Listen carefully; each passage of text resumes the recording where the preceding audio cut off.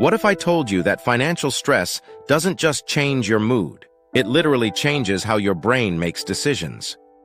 If you've ever stared at a bill, felt your chest tighten, and then caught yourself making a money choice you later regretted, that wasn't just being bad with money. That was your nervous system doing its job a little too aggressively. In this video, we're unpacking the science of money stress, what it does to your brain and body, and more importantly, a step-by-step playbook for getting your decision-making power back. Stick around to the end for a simple 2-minute routine you can use before any big financial decision. Let's start with what financial stress is at a biological level. When you worry about money, rent, debt, and unexpected expense, your brain perceives threat. That kicks on the stress response. Your amygdala flags danger, your hypothalamus and pituitary talk to your adrenal glands, and you get a surge of cortisol and adrenaline. Short bursts of this system are helpful. They focus attention. But when financial pressure lingers, weeks or months, elevated cortisol can narrow your attention too much, bias you toward short-term relief, and drain self-control. The brain regions that help you plan, like the prefrontal cortex, get crowded out by alarm signals from emotional circuits.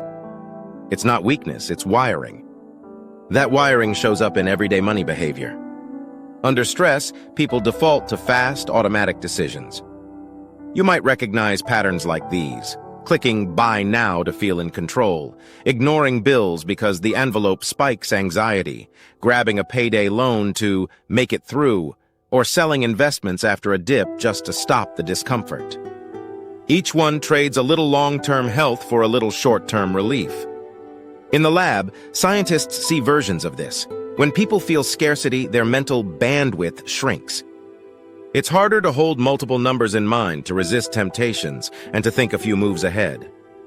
If you've felt that tunnel vision around money, you're not alone, and you're not broken.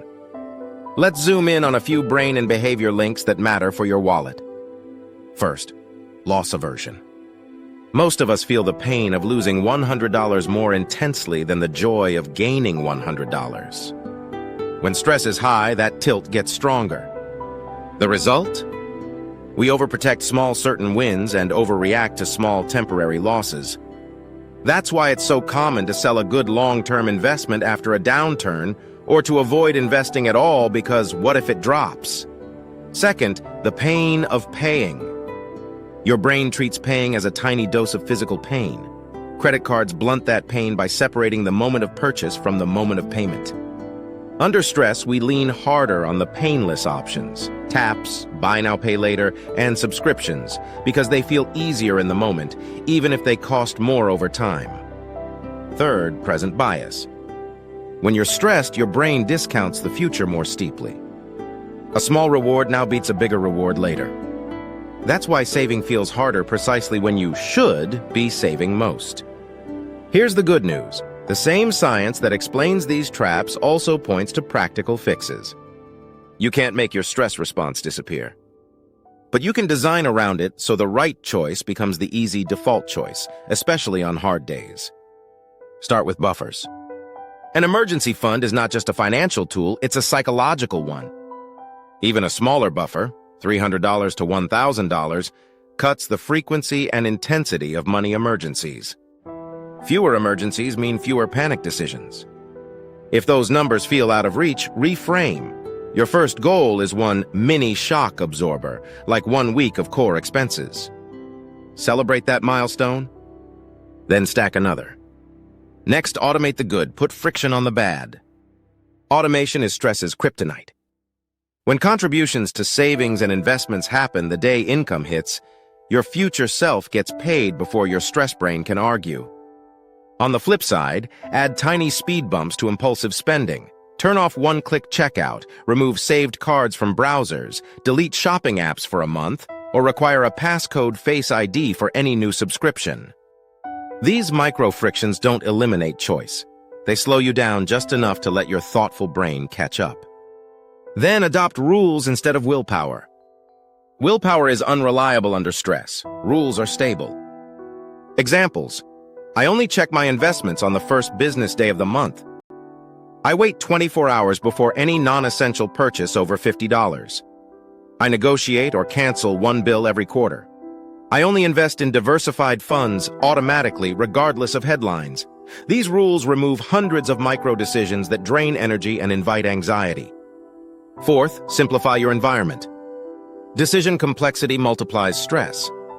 If you juggle 7 accounts, 3 cards, and scattered bills, consolidation is a relief.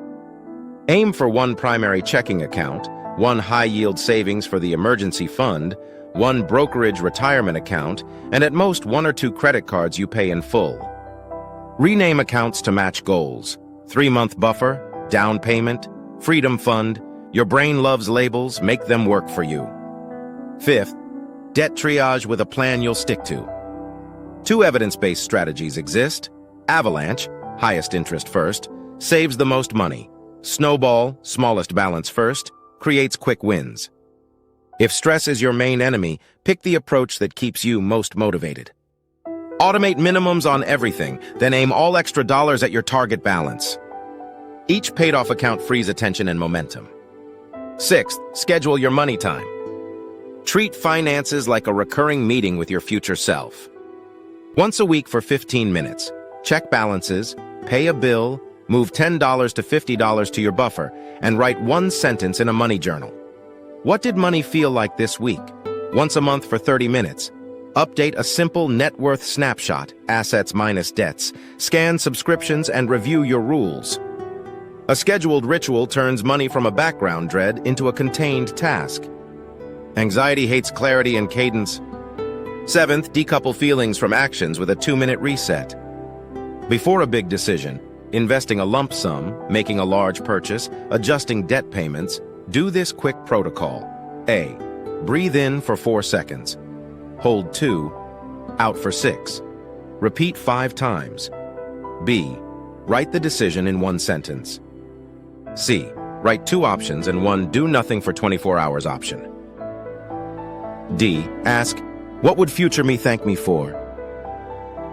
If you still feel hot, set a 24-hour timer. Most must-decide now moments aren't real, they're urgency illusions. Eighth, reduce the noise. Financial stress feeds on constant alerts. Turn off market notifications and unsubscribe from hot tip emails. Curate 1 or 2 trusted sources and schedule when you consume them, say Friday afternoons. If a headline truly matters, it will still matter tomorrow. Ninth, invest in capacity, not complexity. The single best finance move for most people is boring. Automatic contributions into a diversified, low-fee fund held for decades. That choice sidesteps loss chasing, timing fears, and analysis paralysis. Complexity feels productive under stress. Simplicity is what actually compounds. Number 10, don't do it alone. Money shame thrives in isolation. If your stress is heavy, talk to someone. A friend with good boundaries, a fee-only planner, or a counselor. Sometimes the fastest way to lower your cortisol isn't a spreadsheet, it's support. Let's make this concrete with a simple scenario. Imagine 2 versions of you facing the same surprise, a $600 car repair. Version A has no buffer. Stress spikes, you put it on a 24% APR card, and you decide to pause investing to catch up. A month later, another $120 goes on the card. The balance grows, the guilt grows, and money avoidance sets in. Version B has a $500 mini buffer and a rule. Any shortfall gets repaid over 3 paychecks. You pay $500 from the buffer, $100 on the card, and turn on an automatic $40 per week buffer rebuild. You also have a no new subscriptions friction rule for 30 days. Same life. Different system. Radically different stress. To close, here's the promised 2-minute routine before any meaningful money decision. Step 1. Physiology first. 5 slow breaths. In 4.